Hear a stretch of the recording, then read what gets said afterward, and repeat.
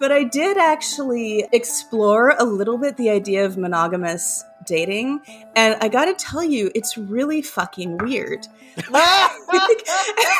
It's not mono-hate. I have many monogamous friends and I love them dearly, and some of them have wonderfully healthy relationships that I envy. There are all these rules that I don't understand and assumptions, and like the way people's profiles are written and what they're looking for is all different, and it's very alien feeling to me. But first, a word from our sponsors. The Man Whore Podcast is sponsored by Halos and Sins, a sexy new video game designed to spice up your bedroom. Prepare to level up your character's sex skills both in the game and IRL. Download it for free on Google Play today or at halosandsins.com. It's the vibrator that has no equal. And now, Motor Bunny offers their thrusting sex machine, the Motor Bunny Buck. Enjoy a fan whore discount at manwhorepod.com/motorbunny or use promo code manwhore at checkout. Now let's get to the show. Welcome to the Man Whore Podcast.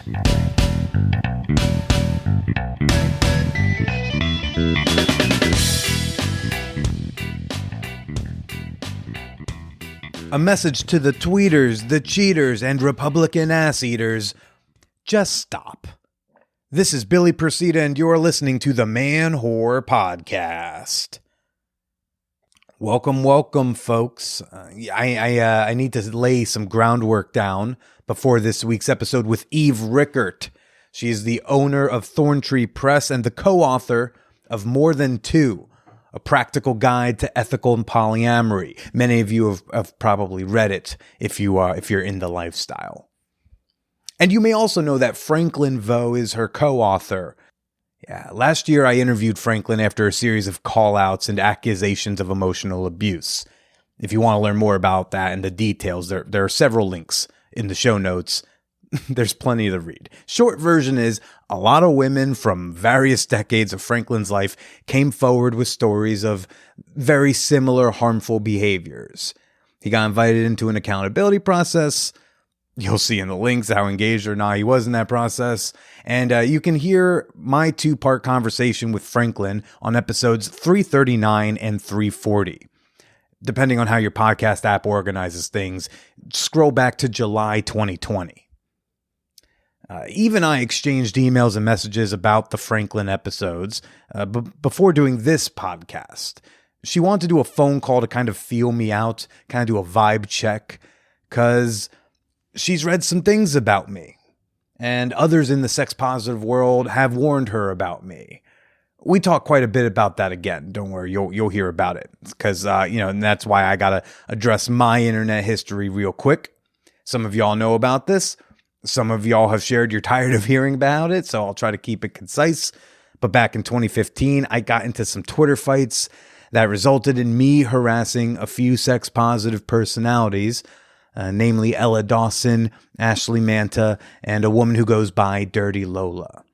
It's really embarrassing. Reading over the screenshots years later, I'm like, what the fuck was that? I said some nasty shit. There was so much anger and defensiveness. It's wild. And don't worry, I'm in therapy, trying to figure that out.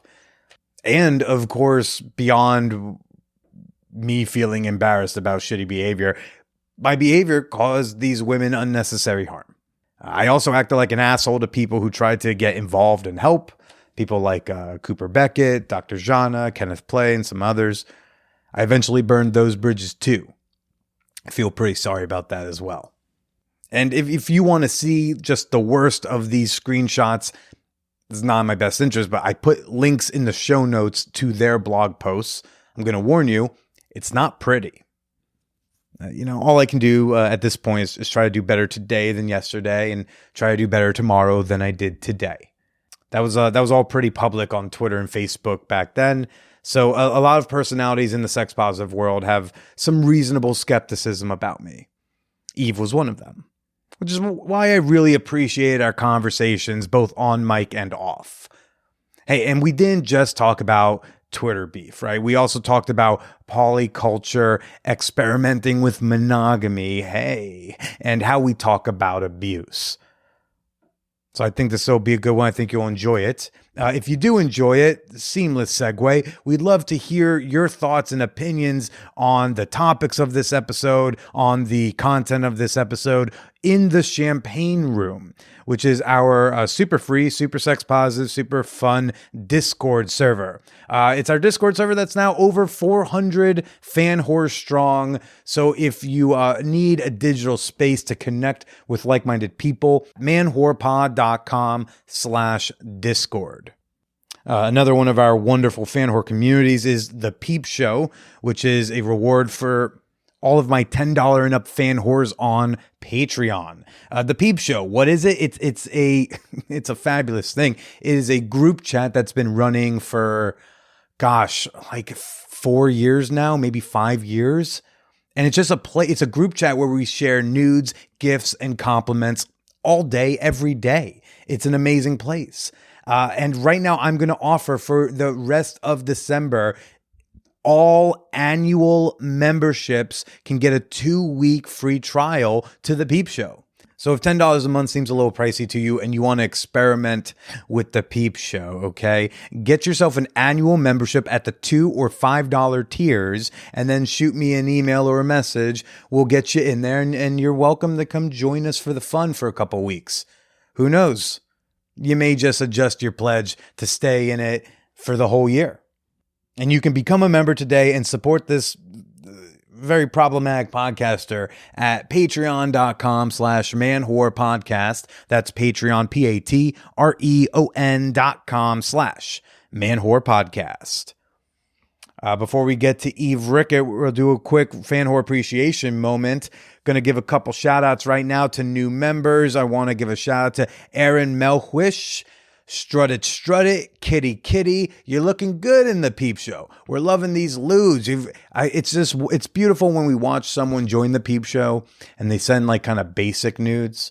But then after like seeing what we do in there and chit-chatting and feeling more comfortable, people will start to kind of experiment. And I'm not gonna divulge what Aaron's showing, but Aaron has like stepped up their game.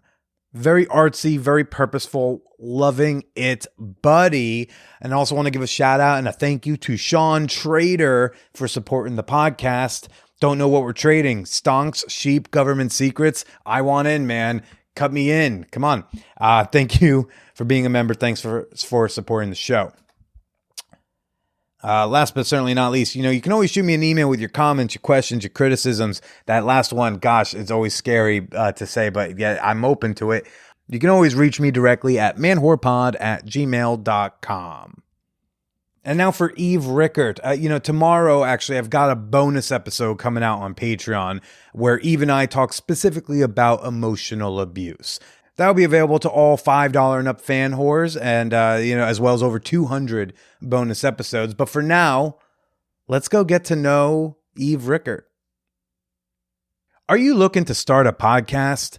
I am offering free consultations to anyone who hosts their show on Libsyn using my promo code Billy. Yeah, podcasting is all the rage right now, okay? It's a huge deal. It's my full-time job. I do this for a living. What a lucky son of a bitch I am. And it could be you too. Podcasts are a great way to share personal stories, solve a murder, or market your business. Even Trader Joe's has a podcast. Free plug for them. Libsyn's customer support team has been with the Man Whore podcast every step of the way, and you won't regret hosting your RSS feed over there. So if you use promo code Billy at Libsyn.com or click the link in the show notes, you can send me a screenshot and I'll give you a free 20-minute consultation call for all your podcasting questions. Again, use promo code BILLY at Libsyn, LIBSYN.com, or click the link in the show notes. So, I love games. Do you love games? I know you love games because sluts love a good, horny board game night. Enter Truth or Dare meets Dungeons and Dragons.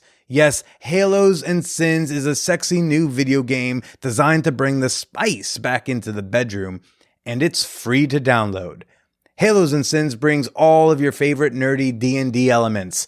Dice rolling, leveling up your character, special skills. Hey, can I be a devil with a penchant for fisting? I fucking hope so. Sometimes it's easy to fall into a sexual routine with a partner. Even if it's a great routine, it still makes both of you come. It could get a little boring after a while. You gotta mix it up here and there. And Halos and Sins is a really fun couples game. That'll get the bottom on the top. It'll get the top on the bottom. It'll turn the fucker into the fuck. And, it turns the laundry room into a fuck palace. A lot of fucks going on here. You get the idea? Halos and Sins equals fuck. Fucks, fuckers, all the variations of fuck that are positive. That's what Halos and Sins is about. Download Halos and Sins today on Google Play or check them out at halosandsins.com. Now let's get to the show. So my name's Eve Rickert. Before we start, want to acknowledge that I'm joining from the unceded territories of the Lekwungen and Saanich people on the west coast of Canada. You co-wrote what a lot of people take to be like one of the biggest like polyamorous resources out there. Even if like I know you feel a little differently about more than two now than you did before. When I think about you, I think about how your work is so inextricably tied to like also a man that you were with that you are no longer with that like there's been trauma about. And I was like, that's got to be tough, like to want to pursue anything else. You could write a whole other non-monogamy book, and no matter what interview you do, just like I'm doing in this moment, it will like you will be asked about that. And like, Is that tough for you? Sometimes. There are a lot of ways in which I really resent the sort of reverberating effects through my life of that relationship and everything to do with it. And having my best known creative work tied up with that is certainly one of them. I have been trying to gradually move away from that as sort of the thing that defines me. And I know that that's going to take a long time. I've been leaning a lot more into my professional work as a publisher. Yeah, something, the Kali Tal, who was one of the women who conducted the interviews that were published, at the end of my testimony, one of the things she said to me that has really stuck with me is don't become a professional survivor. Because there's a way like that I could have gone in that direction. And you look at, it's like you get into this, like you want to tell your story, you want to help other people. Suddenly more and more people want to talk to you about it. You get more interviews and then suddenly that's all you are. And I really I'm so glad she just said those words to me because I realized that could have been where I was heading. And I really didn't want to go there. Like I want to reach a point in my life where it is behind me and I've moved on. Yeah. Cause there are people who like, they become the professional survivor. And then sometimes it's easy to I feel like it could be easy to fall into that, getting kind of caught up in some sort of a momentum where you just go like, I guess this is what they want to talk about. This is what they want to hear from me. And then you may not even realize what's going on till it's, too late. For me, when I was both getting out of the situation and trying to start understanding it and recovering from it, the help I got from other people who had been through similar things was so crucial to me and the ability to hear other people's stories. And so then I felt like I had an obligation to tell my own story and help other people in the same way. In some ways before I'd even had a chance to really give a lot of thought to what that would mean for me long term. And so extracting myself a little bit from that sense of obligation and saying, I'm also allowed to have a different identity and live my life has been, part of my own healing, I think. Yeah. Do you still do, or were you doing in the immediate aftermath any sort of non-monogamy work, writing, speaking engagements? Is that something you've drifted away from? Is that something you want to go back to? I've drifted away from it. Are you even still poly? Did the whole thing make you go like, fuck it, let's try that weird monogamy thing they're doing? So that's interesting. I did go through a phase where I was like, do I really want to keep doing this? And there was a whole good 2 years where I was just not dating. I was like, I need to just take a full break from all of that. And then right as I was starting to think, oh, I want to start dating again, the pandemic happened. But I did actually explore a little bit the idea of monogamous dating. And I got to tell you, it's really fucking weird. I'm sorry for all the mono hate that's been happening in recent weeks on this podcast. Okay, Julia, I'm looking at you, hate. but it's it's not mono hate. I have many monogamous friends and I love them dearly, and some of them have wonderfully healthy relationships that I envy. But I just don't. There's like this whole, having been out of that world for a really long time now. I mean, the last time I dated in a monogamous setting was in my mid-20s, early 20s, before I got married. And there are all these rules that I don't understand and assumptions. And like the way people's profiles are written and what they're looking for is all different. And it's very alien feeling to me. And so then I thought, well, maybe, I mean, certainly I need to date people who use language the same way I do and have sort of the same cultural assumptions that I do. And maybe there are other people who have been non-monogamous who maybe are veering away from that. But then I started to realize, like, no, I'm still non-monogamous. Like, I'm never going to be able to sort of fit my relationships and the way that I love in between the lines that I'm supposed to in a monogamous setting. But I don't consider myself polyamorous now. I consider myself consensually non-monogamous and relationship anarchist, mainly because I just, I think there's a set of cultural assumptions around polyamory. Polyamory itself is its own subculture that I don't feel like I fit in with very well anymore.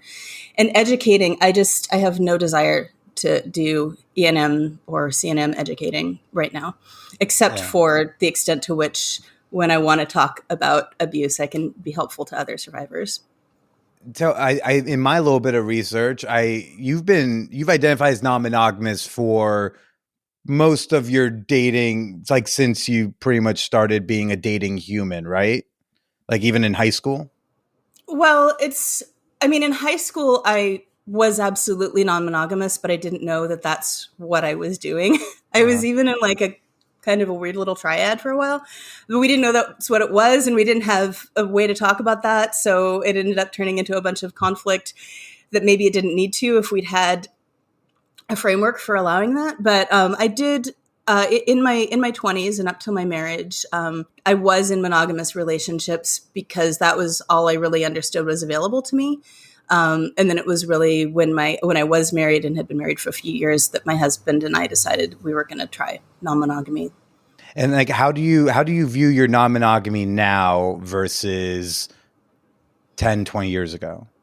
I was much more inclined towards sort of kitchen table poly, friends with all my metamors, big happy family polycule kind of thing. I had a nesting partner.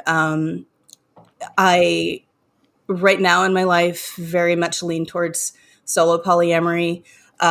Don't intend to have a nesting partner again, at least in any kind of foreseeable future at this stage of my life. Very much more inclined towards parallel polyamory, almost compartmentalized polyamory, where because the group dynamic and the stress and processing and of dealing with the whole network. It was really the group dynamic that became so damaging to me. That wasn't the only thing that became damaging to me, but it was a big part of the damaging parts of my poly relationships. And so I just don't want to deal with that. I just want to have my relationships with people. Yeah. So, which isn't to say like I want to be friendly with my metamors, but I don't want to be like, it is my partner's and my lover's responsibility to manage their time, manage their conflict, manage whatever. And I just don't want any part of that.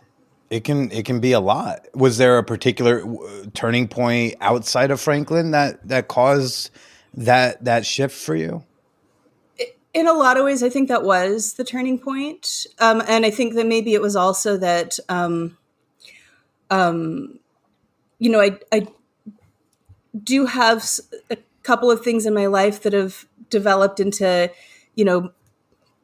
again, don't want to put a label on these things. They don't really have a label right now, but sort of intimate heart relationships that are certainly more than friendship. And those largely developed during COVID when we were all kind of isolated. And so these close relationships developed in this very individualized way. Yeah. So that might have been part of it. I don't know. And also getting divorced and buying my own home.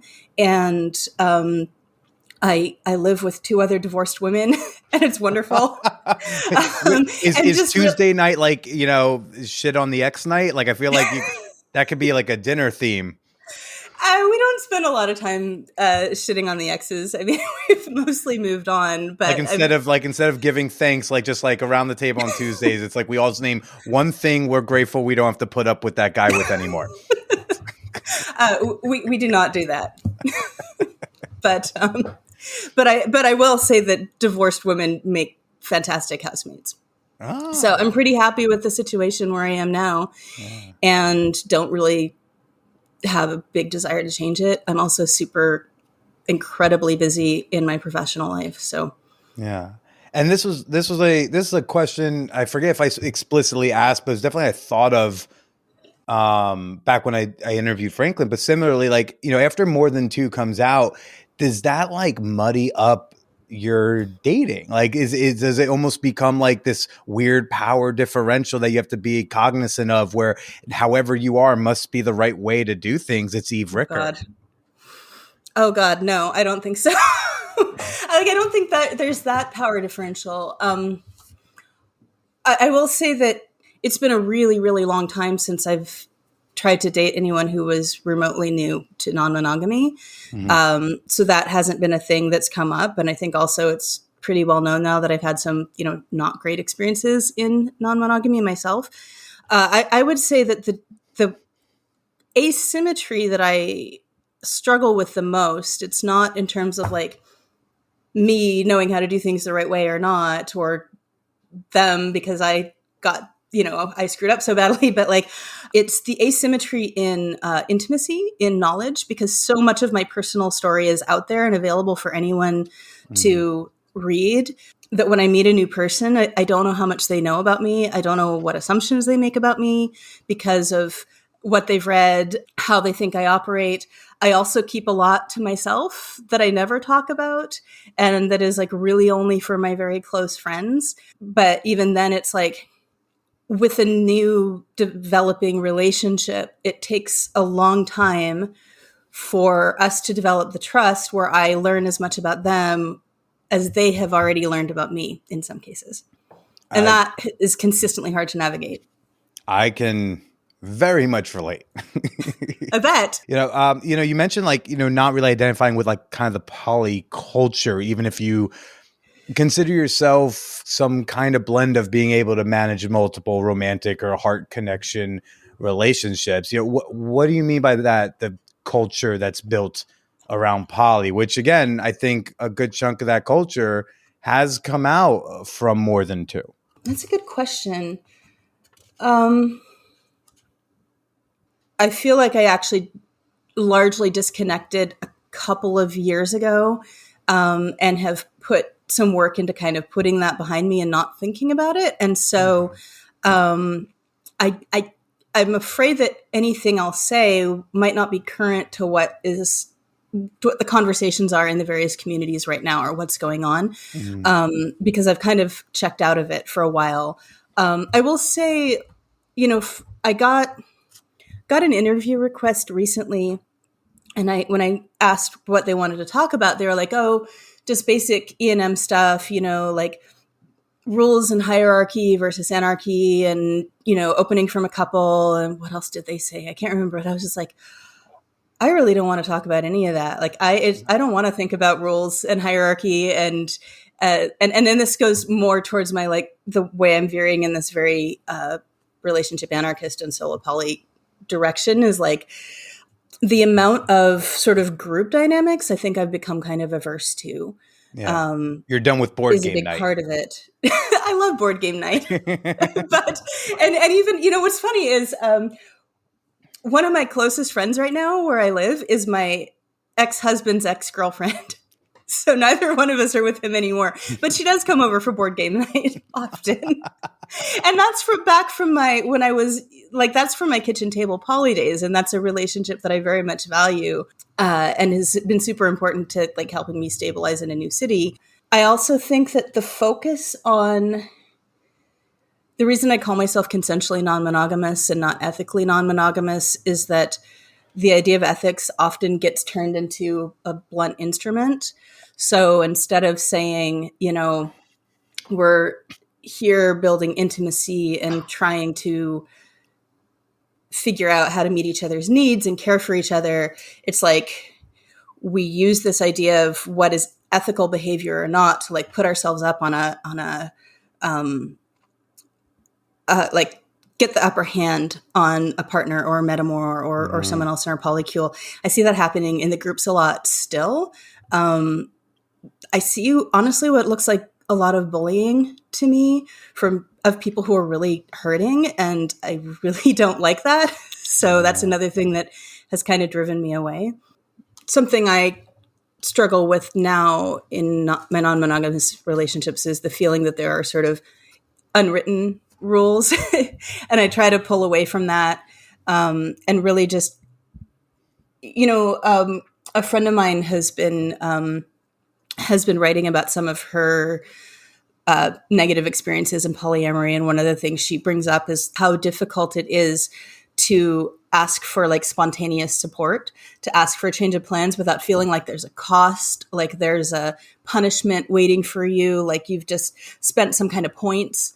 And, in networks of friendships, we don't really have that. But somehow when the relationships become romantic, it's suddenly like, and I don't like to feel like I'm sort of bargaining with my feelings or bargaining with my needs, or like, is this serious enough for me to use these tokens to get this last minute shift change? Because you can't do it all the time. So is this the time I'm going to use it?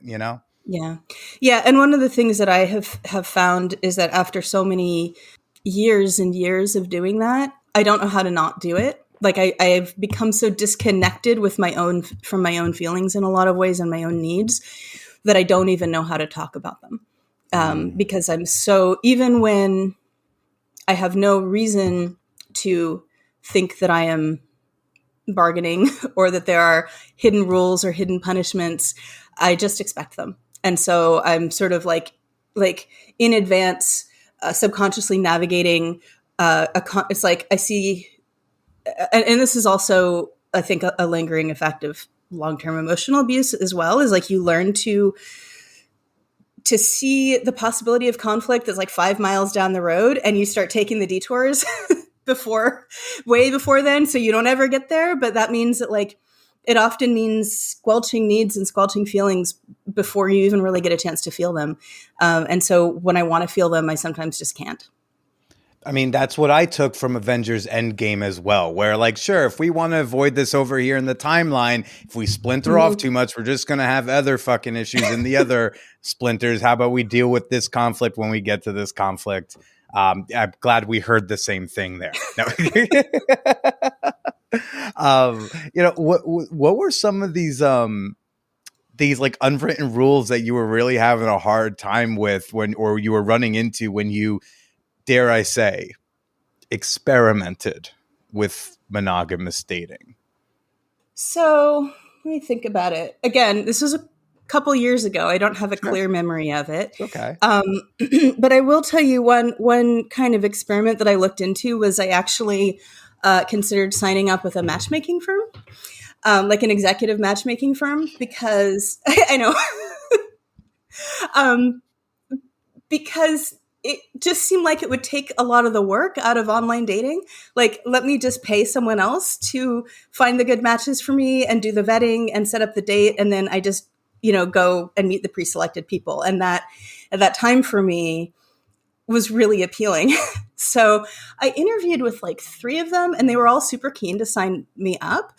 One of them, but I was also pretty clear that like at that, I mean, I knew that most of the people going to those firms were probably going to be people who wanted monogamy, but that there would be people probably who would also be open to open relationships. And at the time, I wasn't totally clear on what flavor of non-monogamy I still wanted. Like, did I want monogamish or like, so, so I would bring that up. And, you know, one of the people said, well, if you're going to maybe don't bring that up on the first date.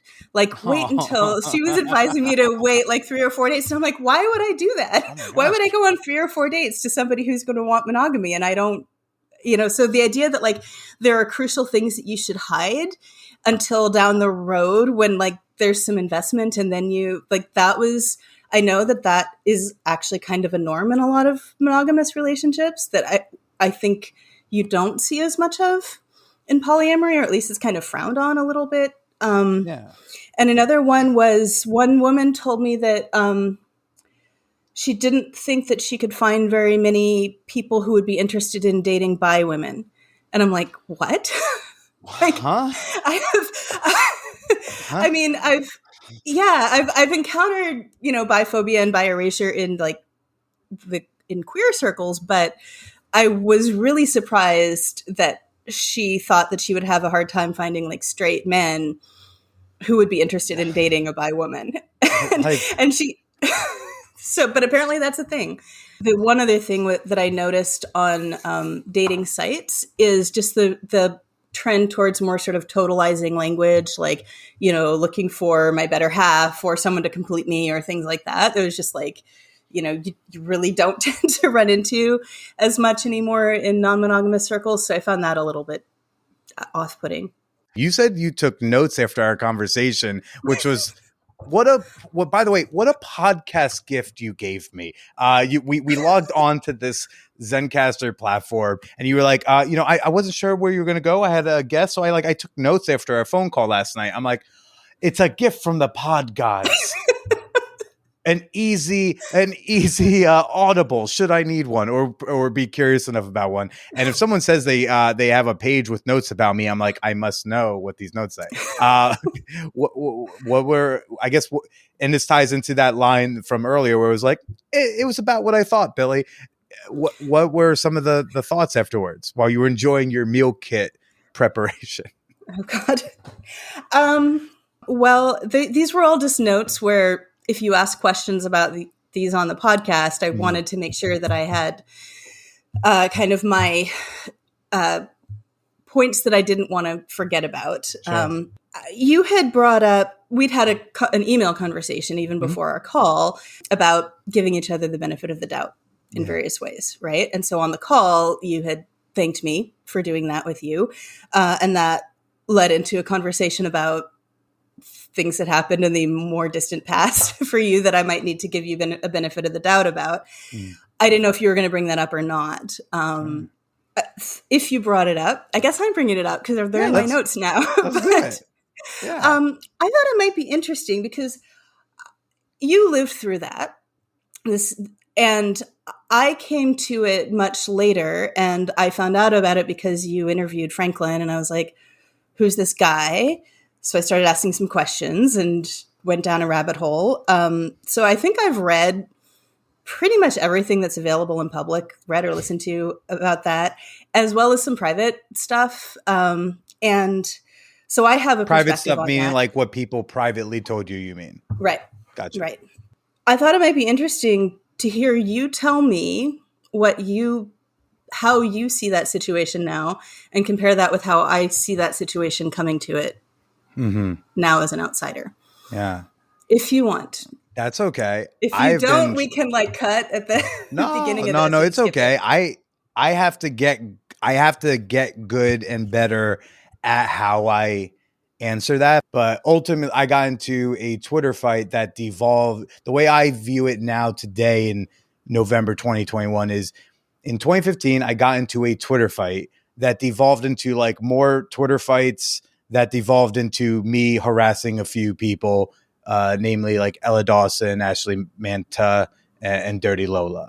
And also from that, like pissing off some people who tried to help and tried to like be a middle person and talk to me. And I pissed off and burnt a lot of bridges doing that. And And then because of all that and how public it was, a perception of me was out there, which then I believe informed other interactions I had online where I was immediately being perceived from that.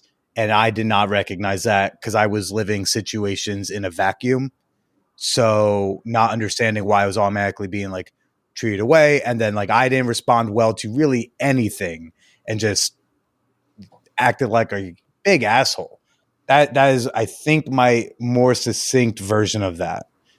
And it wasn't great. I wish I hadn't done that. It was fucking embarrassing. It's basically what I saw. Oh, thank What God. I Because saw is, that's, I, well, and I mean, so what I tried to do when I was reading about all of that and listening to people was remember you were 26. And I tried to remember what I was like when I was 26 and how I might have responded to some of that. I mean, I'll just tell you, you said I look of ambiguous age. I'm 46, so I'm 20 years older than you were at that time. Like, and so people in that age group to me now are really, really young. That's where I'm oriented when I see people in that age group, even people who may be doing shitty things. Because the fact is, when I was 26 years old, I did a lot of really dumb and shitty and harmful things. Those things were not recorded on the internet. Thankfully, those things were not the subject of public discussion. I had the sort of grace of being able to live through the mistakes of my 20s in an era where not everything we all did was recorded. you're sure there's not a VHS tape floating around somewhere? Well, I mean, so a little cassette, a little mixtape in someone's basement. No. Okay. So, whatever what I will say is that I didn't see anything that happened that I thought was significantly worse than the worst stuff that I got up to in my 20s that everyone forgot about and then I got to move on from. And I really I can't imagine what it would be like to have that stuff keep coming up for me for years and years. And to have to keep explaining it, to have to keep reliving it, to have to not know if someone has heard about it, to not know if it's influencing people's decisions about being on their podcast, right? Yeah. So I felt for you, honestly, and that's why I say the specific things that actually happened don't even matter that much to me. What matters to me is who you are now. And you've been, pretty decent to me for the most of the time we've been talking, except for that one glitch we talked about. Yep. But, you were decent about that too. So I do believe that there is a role for call-outs, that there are times when we need to speak openly about harm that's happened and name names. I try to be very cautious about when and how I engage in that. I also wish that we had, while I think we need to be able to talk more openly about harm, I wish that we could also find a way to allow people to move on. Yeah. And I was so really, I think when you said that's about how I saw it, I accidentally blurted oh good. Because it's been really hard for me to figure out a way to say it while taking ownership and saying what it was and not downplaying, but not going falling on 17 swords about it. And that's been hard to do succinctly because it's a thing I very easily can kind of tailspin about and trigger stuff. Because I'll be honest, and I am traumatized by that and the fallout of that, something of my own making. But I'm traumatized by it, and only really back in the spring when I actually sat and reread Ella's post in particular, or at least the main post. That was the first time I sat there and legitimately read, because I'd seen her. I had stumbled upon some tweets of hers from March, and then back in May, I actually sat down and I reread the thing, and I was like, wow, I know I'm traumatized by it. Maybe she's not overreacting. Maybe she really is traumatized by it. Maybe she okay. So then once I explored that space, like I got definitely like a way more empathetic understanding of it all. And that's when the last several years I've taken more ownership of like what I did. But I think only this year have I really tapped into like how she may have been feeling that day. And I don't have blog posts from like, Lola and Ashley to read, but I could probably in a similar vein. So, or, somewhere in that world. So, yeah, it's been tough because it does come up a lot. Or if I'm nervous that the person I don't know how they feel until somebody tells me, type of thing. So I think that's why I felt particularly appreciative in the moment when you said that you were giving me a benefit of the doubt, because I also know others gave me a benefit of the doubt in the more like immediate months and years after that, and I like let them down at some point, or I did things in a weird way that was informed by that, and then therefore they kind of leaned on the side of, I guess I shouldn't have given him that benefit of the doubt. Yeah, I mean, I know I keep going back to the age thing, but it also, to me, seems important that some of those people who were disappointed in you are significantly older than you. And I think that maybe they had higher expectations of you as a peer than maybe were appropriate. I definitely see a significant difference in maturity level there. A lot of people in their mid-20s have a much harder time with empathy than, we get better at this as we get older. It does take a long time to be able to develop empathy for people you've caused harm to. There's harm that I did, not in my 20s, in my 30s, that it took me years to be able to actually see, oh shit, like that was really, like I really fucked up there. And I think that the way we approach sort of public the way a lot of people, the way it's common to approach sort of public accountability right now sort of requires this immediate understanding, this immediate performance of the correct level of, apologetics and empathy that is just not the way people work, and doesn't allow time for that sort of slower maturation that when we didn't live every moment of our lives in the public eye, we were maybe allowed to do a little bit more. Would you say that performance, that like immediate, like in the immediate time frame after a thing or a transgression happens, a call out happens, when we see celebrities or politicians get called out about a thing, they come very quickly back with a quote unquote the correct script, or as close to the correct script as like the people they consulted with said they did. And maybe they didn't even actually have time to like ruminate on that. Like sometimes it's like, if you came back with a statement 3 days later for something that was pretty bad, how much time did you really spend, especially when you're a busy whatever person, like you got meetings, you got this, you got that, you may have got kids, so when did you really sit down? Did you commit 3 hours to thinking about it? I don't know if that's enough depending on the transgression. So I see something about that performative script. Like there's this urge to do whatever the thing is they want, the unknown they. Let's just do it for them now so people stop yelling and I can move forward. But then did you actually think and change on a thing is my thought. Yeah. And I think that we're inclined to let people get away with that because we are so desperate to hear people take responsibility because we're not used to it. One of the notes that I took last night had to do with when we were talking about the Reed-Mahalko process. And you had been talking about, when you watched that go down, really wanting to see a model for how someone could deal with these kinds of accusations and sort of grow from them and move on from them. And something that I think we can say that Reed has clearly moved on from them.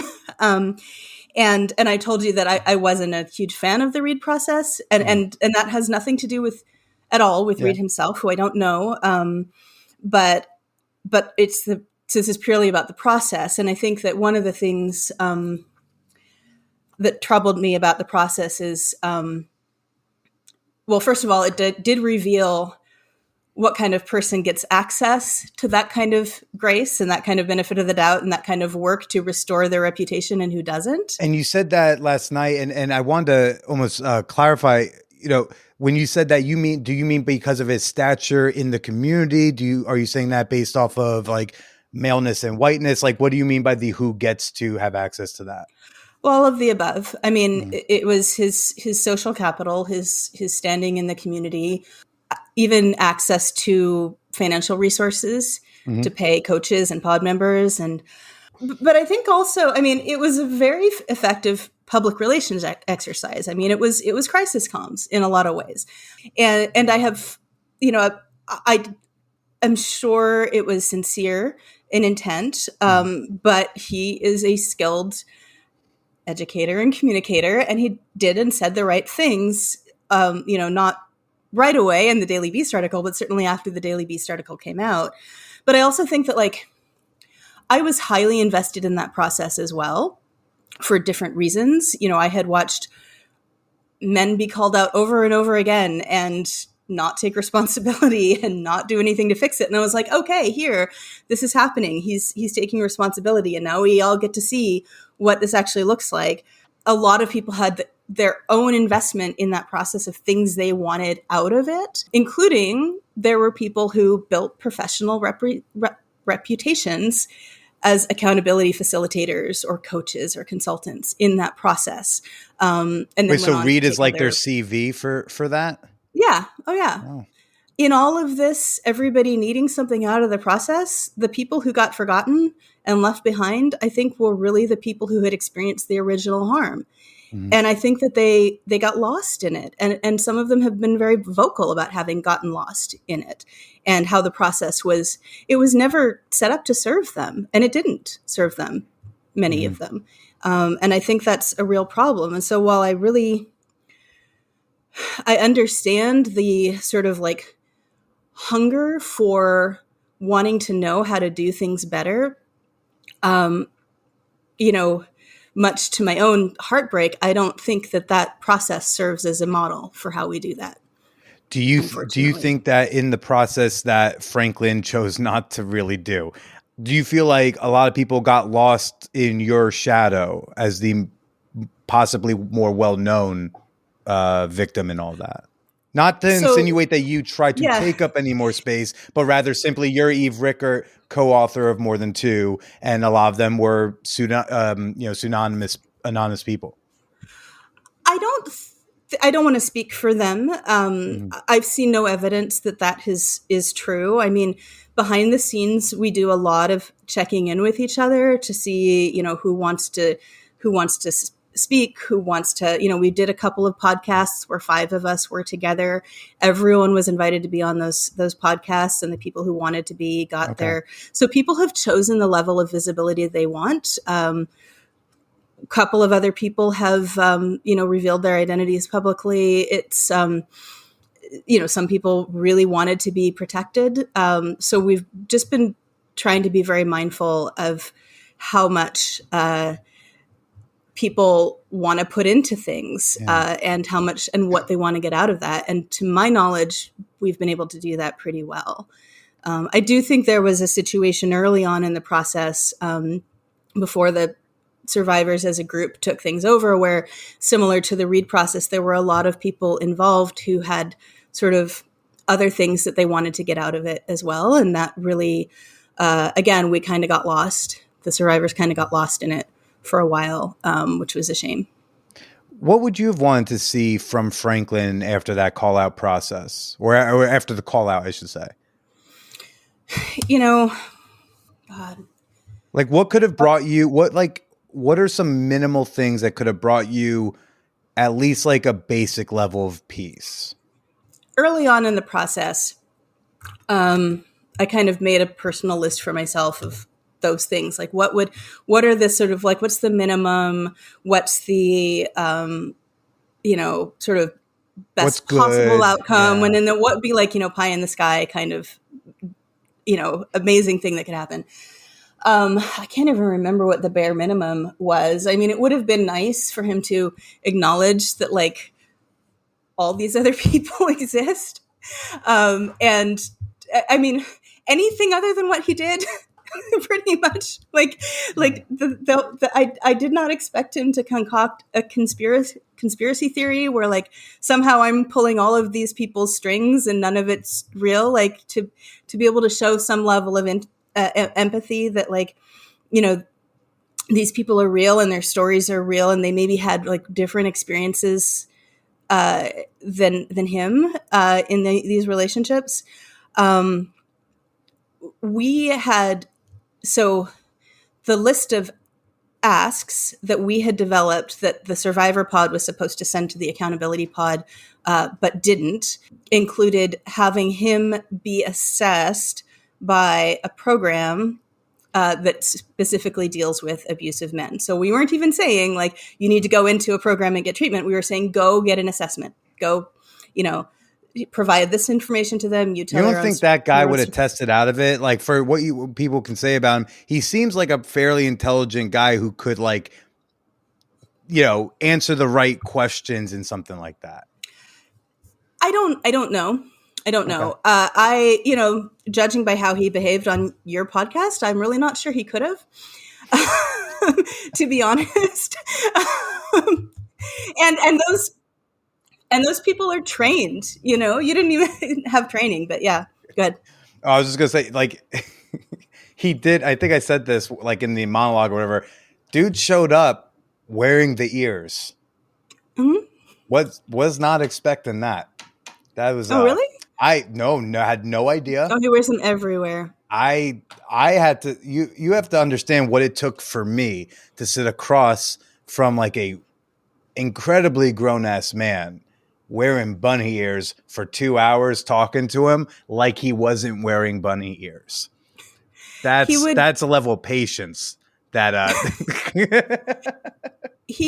occasionally had, you know, we were in business together and we had meetings with like venture capitalists and things. And I would occasionally have to remind him not to wear the bunny ears to the meetings with the venture capitalists, which I'm sure now is an example of how I controlled his clothing. Oh, well, see, I mean, that was the thing, you know, he would say things and I'd just be like, I will hold space for metaphysical possibilities, but I have a feeling like you're using extreme language. Like when he says like you physically assaulted him, I'm like, all the things that we learn about like consent and Me Too and survivors say that like we're supposed to hold space for accusations. But I have a feeling like she put her hand on your shoulder once and you're going to call it assault. Like there, like when you heard that, do you know what he's talking about when he talks about that? So this actually is a good segue back to a point I wrote down that I wanted to make about earlier part of our conversation. So, I have admitted publicly that in 2013, when we were writing More Than Two, I broke his Q-tip case. That happened. His I what? did that. He had a plastic Q-tip case. So, and you're walking the streets today? I know, right? So I did not realize who I was speaking to. Oh my gosh. It's in like part 2 or 3 of my testimony, I think. So we were writing More Than Two. We were in the cabin. We had an argument and I got angry. And the way I dealt with it was by leaving the room like I thought I was supposed to do to go cool off. This was a 4-story cabin. So I went to a different part of the cabin where, the word cabin is sort of, it's like a wooden palace kind of thing. I went to a part of the cabin where I was isolated. He could not hear me. To calm down, I screamed into a pillow. And then I went to the washroom to clean up. And he had a soft-sided toiletry case on the counter that I believed was empty. And I punched the case. And because I was still, you know, and turned out it wasn't empty. It had a plastic Q-tip case inside of it, which broke. And so later, by Q-tips, we mean the things I put in my ear that I buy for $3.99. So it was like a travel case. Yeah. So, but the case was like a travel case The cost would cost maybe like $6.99 on Amazon or something. Okay, I think in my wallet I might have some singles. I think we could probably take care of this whole thing right now. I got $4, right? We're almost there. So this is the source. So that happened, right? It was a shitty thing to do. Like, it was a real thing that I did. I have no excuse for it. It was an accident in the sense that I did not intend to break anything. It didn't happen in front of him, so it's not like one of those cases. Eve, let's just take this. Let's pretend this was the worst version of this, where you meant to break a Q-tip case. Right. Even then, we can still. Right. I know. I absolve you. I choose to do so, but please continue. So it didn't come up again for almost 5 years until he, our very last couples counseling session, where he tried to convince our counselor that I had been abusing him for all this time. And his example was that I flew into rages and smashed his things. And so this whole Eve flies into rages and smashes my property. It's a Q-tip case. It's a Q-tip case. So, and like, it just so yes, there's a real thing and that I can't excuse away. But this idea that like I have to be penalized for it forever because I broke a Q-tip case, I'm now a violent person, like that's one of the things. So the tie-in was not specifically about the Q-tip case, but but as an example of like people who are emotionally abusive, one of the things that they will do is hold those little things over you forever, that like, and not let you move on from them. So this idea that you have to be like infinitely accountable for a thing forever is a tool of emotional blackmail and sometimes emotional abuse. And I do think that that's sometimes something I see happening in the way we talk about accountability. Like sometimes accountability is like something like, I don't actually think that we need to like fully own up to every single mistake that we made. Sometimes we're just allowed to like think to ourselves, God, I wish I'd handled that differently and like try to do better next time.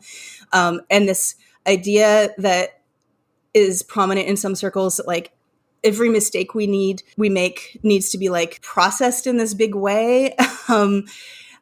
I actually think is causing harm and especially in people who have already experienced forms of bullying or emotional abuse can be very triggering and harmful and keep us stuck in patterns that I think we need to move out of. What was it like to hear that? I mean, I forget if you said you read it or you heard it.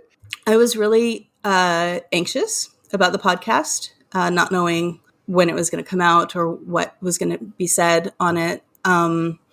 I appreciated that you were doing your due diligence. Just for those who are listening to this and don't know the background, Billy did reach out to Louisa and to Cully for some fact checking before and after the interview, I think. I remember, I don't want to go into detail about this because, again, memory's fuzzy, but some of your questions did make me a little worried when it came out. Ultimately, I guess I feel like it was a net positive. You got him to show a side of himself that he doesn't like people to see very much, you know? I don't know how you did that, but you did. And I think really probably he was expecting you to be a lot more, I think he was expecting a much easier interview than he got. And you did get him on record in a couple of really significant lies, that are helpful to me to have on record as lies. So there's also that. Mm-hmm.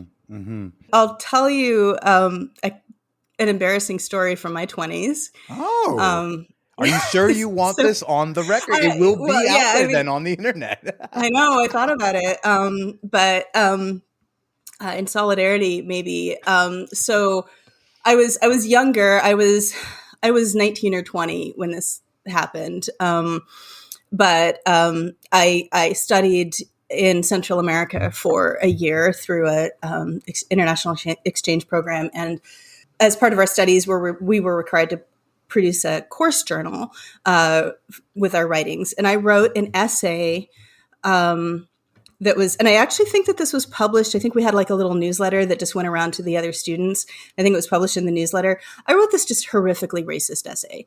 Like it was all like manifest destiny and like vanishing Indian and like all of these tropes and stereotypes. It was horrible, like really, really. And I thought it was like so enlightened and so, and that was like 1996. So like couldn't even be put on a web page, thank goodness. A few years later, I realized just how bad it was. And so all of these course journals, they're bound and they're put in the library at the center. So I went back there to when I did my master's degree. I also did my research in the same place. And so I went to visit the school and I went into the library and I stole my journal. So that nobody would evidence? I stole the evidence so nobody would ever read the racist thing that I wrote. Unless there was some racist kid in 2020 who was like, no, and then you don't want them to go find it and cite you in their footnotes. Right. Like, no, this is where I'm getting. It's gone. It's gone. Like that is. Did you burn it or is it like in the attic? I actually don't know where it is. That is legally the right answer. Good job. Mm-hmm. And I wrote this question down like very early on in us chatting here. And what is it that you want to define you? Oh gosh. I don't know if I want any one thing to define me. But I feel like the work that I'm doing in publishing right now is the most important work that I'm doing. So, and both, I own Thorntree Press, which just published Polysecure, which I think is an incredibly important book. I mentioned to you on the phone, I have a day job in publishing. I publish very different kinds of books there, but I also feel like the work that I'm doing there is really important.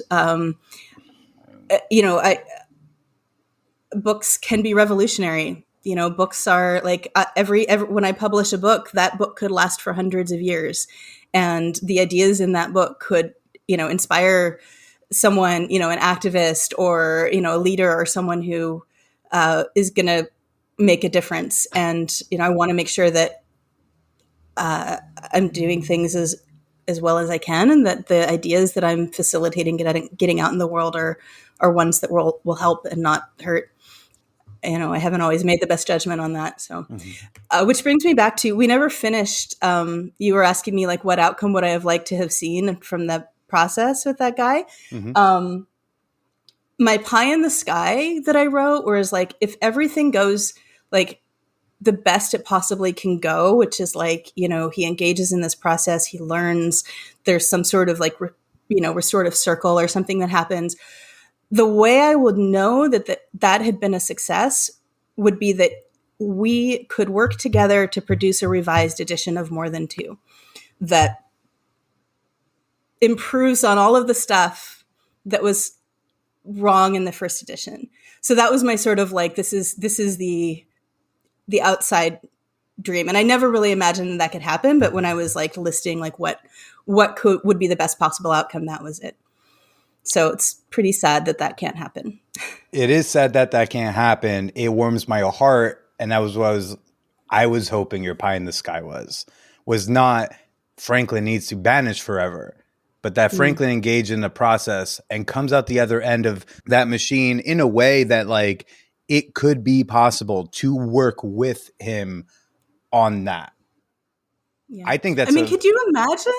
Like, could you, like, of all of the, when I look at these attempts that have been made, like the Reed process and like what we tried to do with Franklin, like, could you imagine to see someone actually try to, like, you had this group of people who were ready to engage with him, ready to help him, and real concrete things that could be done. And the healing that would be represented and the growth that would be represented by a new edition of More Than Two that had been collaboratively done would just be so phenomenal.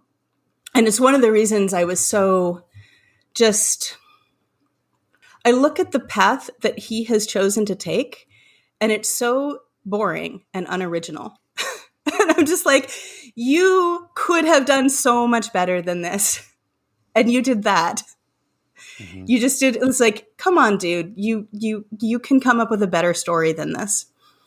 But And it's in something I mentioned on the phone. I've said on this podcast a lot, and that like, yes, everybody could use this, but there is one half of the population that maybe needs it more. But that there, men do not have a pathway for fucking up, not to a criminal extent that if you believe in a criminal justice process that they'd have to go to, even though we do not all believe in that process, and that's okay for another podcast. But like, there is no path for fucking up, especially if it was in a public way, going away, figuring it out, and coming back, and it's okay, because I think there's still this fear, and I think it's a valid fear in the present climate of, oh no, if I fuck up, am I done for forever?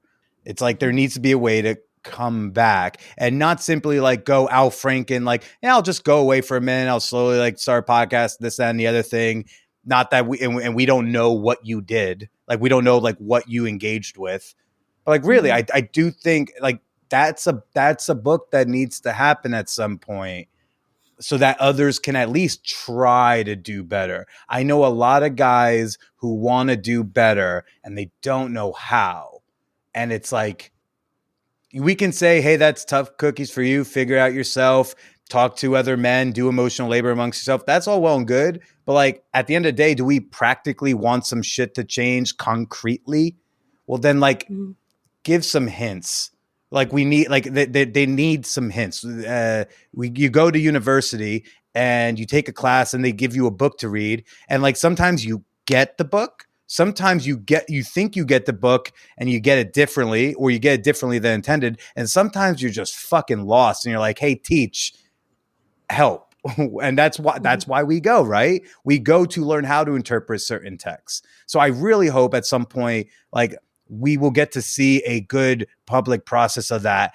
I don't want to be the guy to write that book. But I hope that it gets written at some point. And for, like I said, however one feels about like the read process, something I brought up last time was just that, like, at minimum, we could all agree that like the way Reed engaged with it and the way Franklin engaged with it, vastly different. And I'll be willing to say one is at least better than the other. I think that the phrase "a way back" needs a little bit of nuancing, because I think that that's one of the things that kind of throws these things off, is that, I mean, first of all, there's a difference between, making an ignorant mistake or screwing up in one relationship versus a long-term abuse of power, which is what we see in a lot of the situations that rise to call-out levels, like Louis C.K., for example.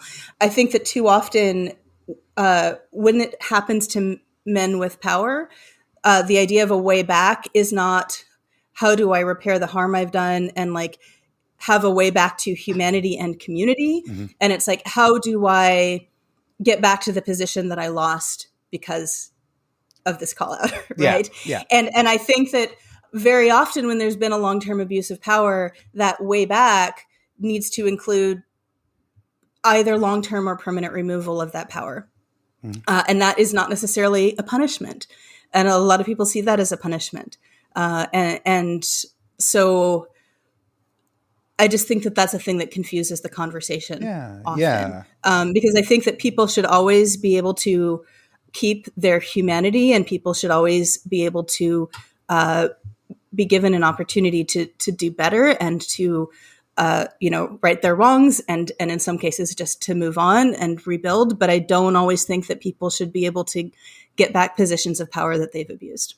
Yeah, look, anyone can buy a microphone and start a podcast. No one can but maybe you don't need to be CEO of that thing. Like, that's, like, maybe you were never worthy of it, and it's okay. Like, you can still do your thing.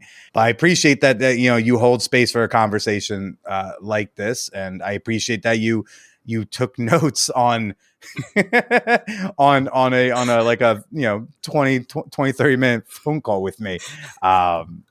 So again, I appreciate that, because I do not always get to experience that. I don't know that whether or not I deserve that, but But I thank you for your time. And where can people go to find you, find your work, and find the books that y'all are publishing at Thorntree Press? You're welcome to shout out. You shouted out Polysecure. Anything else you happen to be proud of in the moment? Anything else you want people to go find about you, to define you beyond some stuff from the past?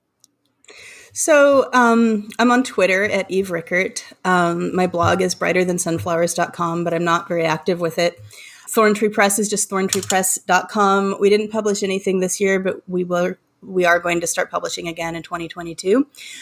Apart from Polysecure, the thing that I am most proud of from the last couple of years is a book associated with my day job that is called Spirits of the Coast.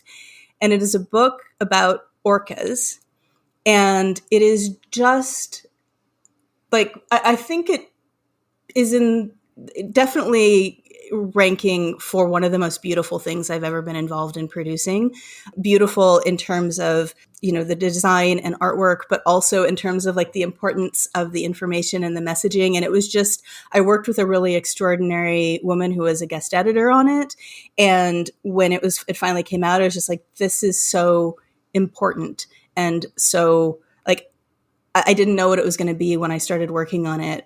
But there is so much in there that speaks to my heart and the things that are important to me and that I think have a lot to teach other people. So I would love for people to pick up that book, which has nothing at all to do about polyamory. It's about orcas. So on my gravestone, may it say a poly and a leader of poly and orcas. Eve, this was wonderful. Thank you again. And, why don't you go ahead and say goodbye to everybody? Bye, everybody. Thanks for listening.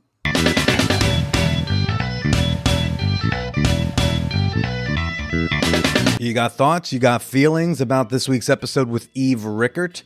You got some opinions on Billy's just horrendously problematic internet past? We'd love to know what you think in the champagne room. Come join us in the episode discussion channel or one of our many very fun channels. We got Pets. Guess what that one's about? It's free to join us, and we'd love you to introduce yourself at manwhorepod.com/Discord. You can follow or shout me out on Twitter at @TheBillyPresida. I'm also on Instagram at BillyIsPresida. I'm loving seeing people share that the Man Whore podcast made your Spotify Unwrapped. Oh gosh, that warmed my goddamn heart. So thank you to all of y'all who have the Man Whore podcast in your top 3. I'm not selfish. I don't need to be number 1. I get it. I just I want a medal. That's all. I'm very excited to announce this. I have released a 26-minute pussy eating video with the delicious past Man Whore podcast guest Angel Amore. If you ever wanted to know what it looks like when I'm going down on a beautiful twat, you want to go get this video, you can go get that at my OnlyFans, onlyfans.com/callmebilly. And if you want to get a free podcasting consultation with yours truly, sign up for Libsyn's hosting services today and use promo code BILLY, BILLY at Libsyn, LIBSYN.com. Take a screenshot of you using the code or using my link. Shoot me an email. We'll arrange the call. I'll answer all your cues. And last but certainly not least, hey, if you have feelings about what you read about me, possibly today or ever, hey, you are welcome to email me your thoughts. I'm very receptive these days to the criticism. You can email me your thoughts or comments or questions at manwhorepod@gmail.com. And I want to end with, shout out to the victims of the tornadoes that touched down. I hope if you were impacted, I hope you're recovering. I hope you are safe. I hope you have people in your life to help out. Take care of yourselves. Take care of each other. Stay boosted. Stay slutty.